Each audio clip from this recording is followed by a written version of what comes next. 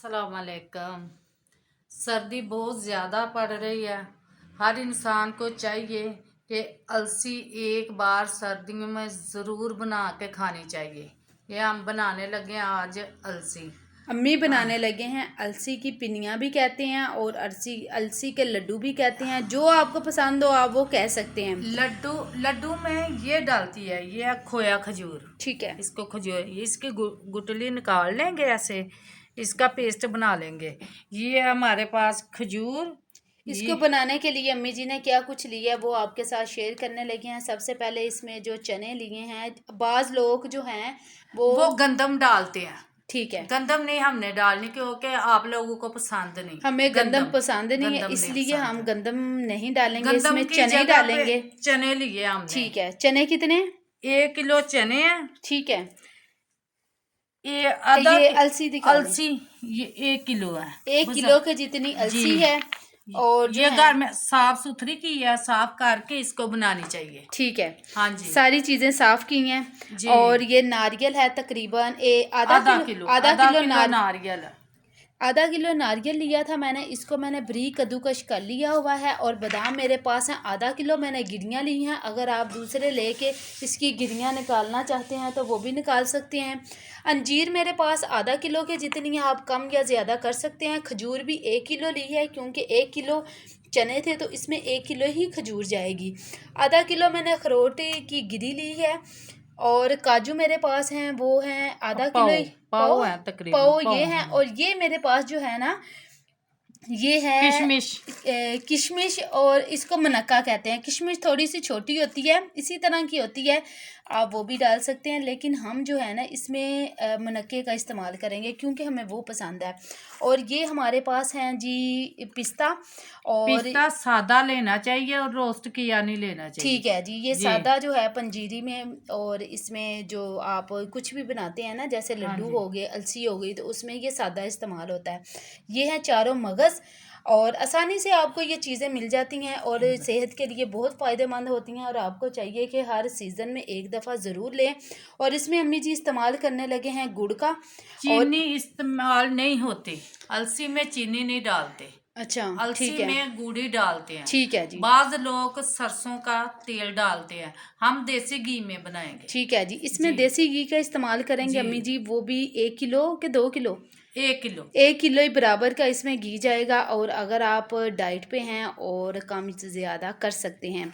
और अब बनने लगे हैं बहुत मज़ेदार अलसी के लड्डू। और किस तरीके से, और वो आपने वीडियो पूरी देखनी है। अम्मी जी आपके साथ पूरी रेसिपी शेयर करेंगी।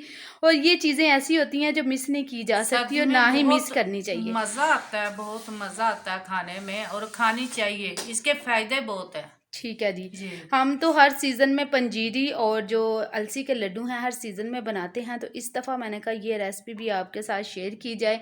और ये देख लें, अगर आपने ड्राई फ्रूट में कुछ कमी करनी है तो आप क्वांटिटी इसकी कम कर सकते हैं। लेकिन हमने लिए हैं 1 किलो के जितने चने, आप आधा किलो ले लें, आधा किलो अलसी ले लें। और इसी तरह आप इन चीज़ों का तो फ़ायदे होते हैं, फ़ायदे होते हैं जी। अब माशाल्लाह जी अम्मी जी बनाने लगे हैं अलसी के लड्डू। और उसके लिए जो देसी घी है वो ये है कि वो भी अम्मी जी ने घर में बनाया हुआ है। और ये देखें, ये अम्मी जी खोल के आपको दिखाने लगे हैं। अगर पॉसिबल होता तो आपको इसकी खुशबू भी चेक कराते ये कैसी है। तो अब चलते हैं किचन में और किस तरीके से अम्मी जी बनाते हैं आपके साथ वो भी शेयर करते हैं। हम आ चुके हैं किचन में बनाने के लिए जो है वो अलसी। तो उसके लिए अम्मी जी क्या करने लगे हैं, अम्मी जी से पूछते हैं। जी माँ जी, मैं बनाने ये जो चने है ना, ये जो चने हैं इनको अच्छे तरीके से साफ़ करके रखा था। अब अम्मी जी एक चॉपर की मदद से, नॉर्मल जो घर में चॉपर यूज़ होती है उसमें डाल के तो इसको चॉप करेंगे।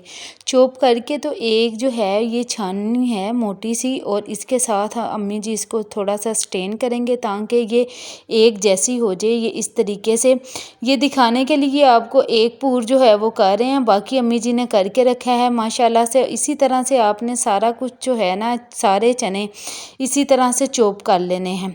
ये देखें इस तरीके से, और आपने हाथ पे लगा के देखना है कि आपको कितना इसका थोड़ा सा मोटा चाहिए। बिल्कुल पाउडर नहीं बनाना आपने। हो सकता है बाज़ पाउडर भी बनाते हों, लेकिन हम जिस तरीके से बनाते हैं वो इसी तरीके से बनाते हैं। माशाल्लाह ये इतनी मज़े के जो है वो बनते हैं ना इसके अलसी के लड्डू।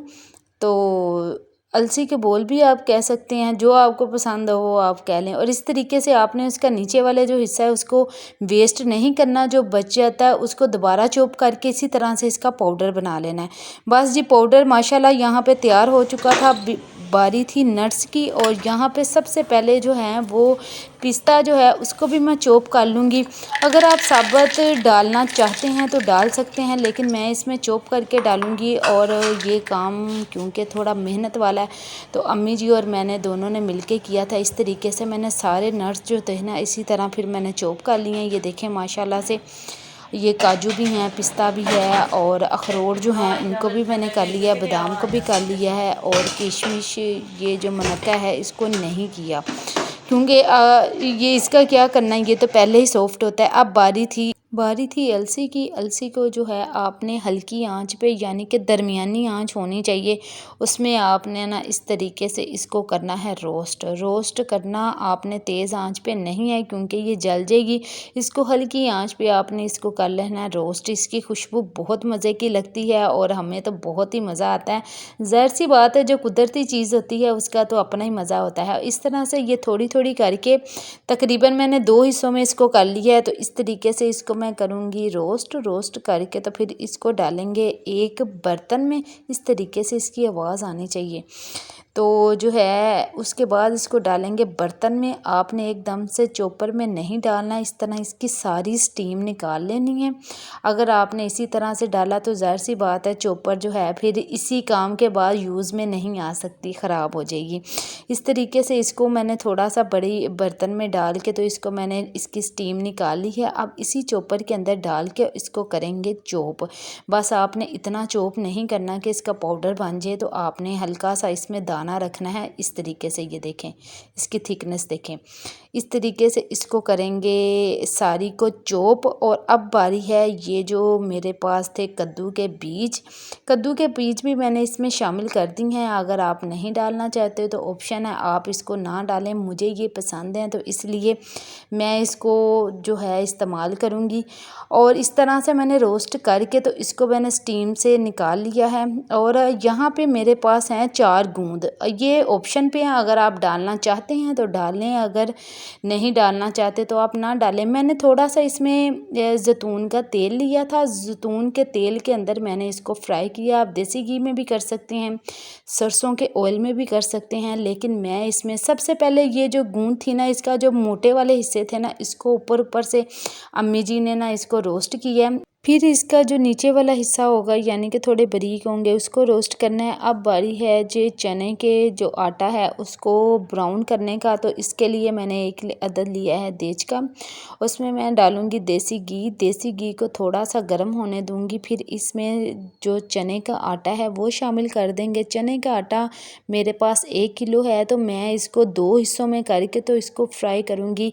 एकदम से सारा आटा नहीं डालूँगी, चम्मच लगाने में मुझे मुश्किल होगी। और अच्छे तरीके से इसकी बनाई बहुत ज़रूरी है, क्योंकि इसका कच्चापन नहीं होना चाहिए। और आप इसको 1 से 2 महीने के लिए भी यूज़ कर सकते हैं, बना के रखी हो। और ये जो अलसी थी इसको मैंने दूसरे चूल्हे पे और घी देसी डाल के तो इसको ब्राउन किया था। और ये जो अंजीर है इसको भी मैंने चॉपर में चॉप कर ली है। अब एक लिया है बर्तन, आप किचन में कोई भी बर्तन ले सकते हैं, बड़ा सा देज का। मैंने परात ले ली है, उसमें सबसे पहले मैंने शामिल की है अलसी, और साथ इसमें शामिल किया है चने का आटा जो रोस्ट किया था, वो इसमें शामिल कर दूंगी मैं।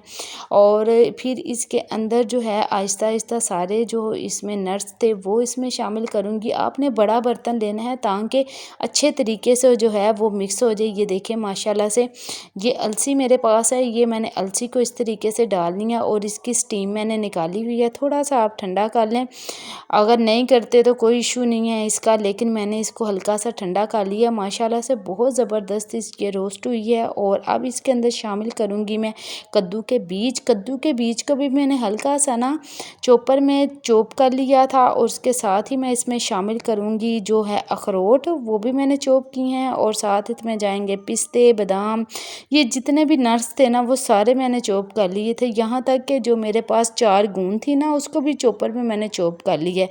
बस इस तरह से आहिस्ता आहिस्ता आपने सारा कुछ इसमें डाल देना। मैंने काजू जो था वो भी इसमें शामिल कर दिया था।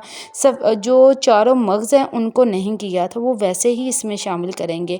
अब इसमें डालूँगी मैं नारियल इस तरीके से। और आपने थोड़ा सा बड़ा बर्तन लेना है क्योंकि मेरा छोटा हो गया था, तो मुझे फिर जो थी उससे बड़ी थोड़ी परात जो थी वो मैंने ली थी। अब इसमें डालूँगी मैं बादाम, नारियल भी इसके अंदर जो थे वो शामिल कर देंगे और बादाम भी इसके अंदर चले जाएंगे। यानी कि आपके पास जितने नट्स थे वो सारे इसमें शामिल करने हैं। और ये जो है ये मेरे पास हैं तिल सफ़ेद, अगर आप डालना चाहते हैं तो डाल लें, मुझे पसंद है इस वजह से मैंने डाले हैं। और इसमें जाएगी ये जो है ये मैंने जो चॉप की थी ना अंजीर, ये वो है। और इसमें मुनक्का जो था वो भी मैंने शामिल कर दिया है इस तरह छोटे छोटे, क्योंकि मैंने इसके बनाने हैं बॉल बनाऊंगी तो वो ज़ाहिर सी बात है वो अगर वैसे डालूंगी तो अंजीर थोड़ी सी बड़ी होती है तो वो कैसे बनेंगे इसके।